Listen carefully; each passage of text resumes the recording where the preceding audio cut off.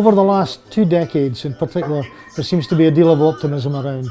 There seems to be, if you like, a distillation of spirit happening here that lets people be proud of being a bairn again, lets people think that there's a future for the place. From Alan Davies' small watercolours into this very physical art that we were producing using glass tiles set into cement. He always instilled in me that integrity and truth to materials were paramount. Traditional music in Falkirk's a huge thing for the future, and I think if young people can identify with that while at the same time having a real spirit and a real energy and really enjoying themselves and getting out there and playing together, then that's a wonderful thing. Transitioning from Falkirk Film Focus Club to university didn't make me forget that I came from Falkirk. In fact, it made me want to come back and make our film Lost Serenity here.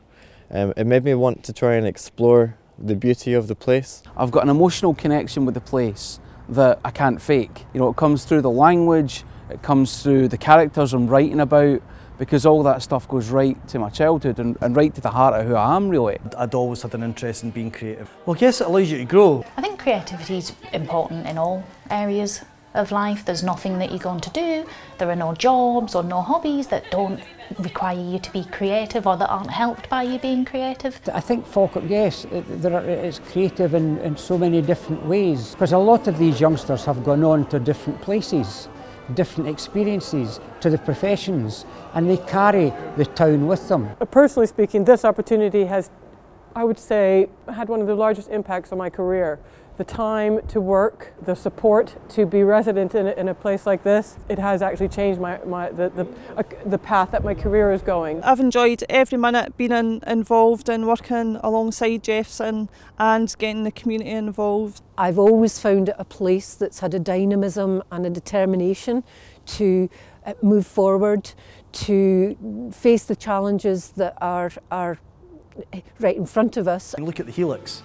You know, I was lucky enough to be involved in the opening of that as well in September. What an amazing day, and 15,000 people coming to see, you know, the most kind of diverse art and creativity that you could even think of. Well, I hope my art in some ways communicates in the same way that Delta Studios communicates, because it's not elitist in its ideals. It's not about a particular strand of society, it's about everyone. But you feel very much part of a kind of family of people that are really interested in boosting the kind of the idea that arts is something for everybody and it's something that's very inclusive. It's been a massive team effort. There's been hundreds of people involved in this. The team effort and the will to make that come to fruition has really been one of the main driving forces throughout that long journey to get to the finished sculptures. We had 2,000 members of the public actively engaged in the projects that we developed with Falkirk Community Trust.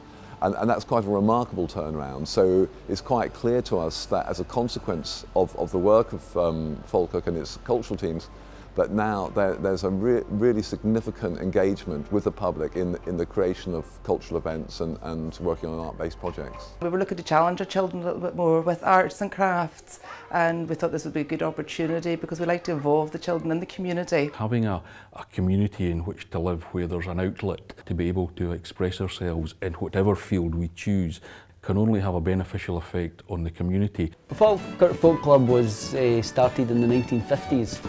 And it's actually one of the oldest folk clubs, not just in Scotland but in the UK. There's a real vibrancy about it. A lot of new faces, a lot of new people coming. There's a real pride in the things that are happening, and the sense of confidence and pride in the local area is palpable. I'm proud to be from Falkirk. I'm definitely connecting with more people through my work, through art links, through projects, and I just that's what keeps me here. I'm just fascinated by Grangemouth at night. So the way I start my paintings is like the underpainting's orange, you know, the lights are big halos of light, and it's all come from Grangemouth. I worked with Town Centre Management and opened up a gallery on Falkirk High Street, which I think must be the first gallery on the High Street dedicated to amateur and voluntary arts. In the first 6 months we must have had about 9 shows with an attendance of about 5,000. It gives me confidence in myself as well. It's when you're playing something and someone's listening to you at the end, if they say that was really good, it makes you feel immensely proud of yourself because it makes you feel like you've accomplished something. The Village Voice is aimed at trying to bring information to those that are housebound, also to create an interest so that they're not sitting just looking at four walls. I mean, we've learned to use the laptops. We produce that magazine ourselves. Then we deliver it to each flat in Calendar Park. Now there's 610 houses there, so that is a lot of magazines. I've got all the confidence in the world now for to come and do this, and a thing that I am so proud of is I even do my own stories now. I do reading and I do a lot of reminiscing with other groups, and I just love it. It's given me a chance in life now for my retirement. It just lets me be me, you know, because it is me. And that's what I want to do when I grow up. I really want to perform, I want to do musical theatre. And I think it's been a really good experience for me and also for my brother because he joined the younger version and it's helped him be less shy. I really honestly believe that she plays better and she interacts a lot better. She's learning about sharing and things like that. I found it great, absolutely wonderful to come here and make new relationships. I think it demonstrates to full communities that there are groups of individuals who care and are concerned enough to wish to share their talent around in the community. This place is a warm place. It's rejuvenating. It makes people feel better about themselves. And if you feel that, you can get through the next day or the next hour even. We work with young people who have severe social, emotional and behavioural issues for whom mainstream school hasn't been an option or hasn't worked. What we do put a huge store by is art and music. It kind of helps me to relax and it's like a weight's been lifted. I feel good about singing because I have fun when I'm singing it. And it's great fun to learn some songs. I do use my voice more now that I've been told I can sing, and I have got more confident now that I've been told I can sing. I feel happy when I sing. I've been in the Falkirk Festival Chorus for nearly 35 years and I just love it.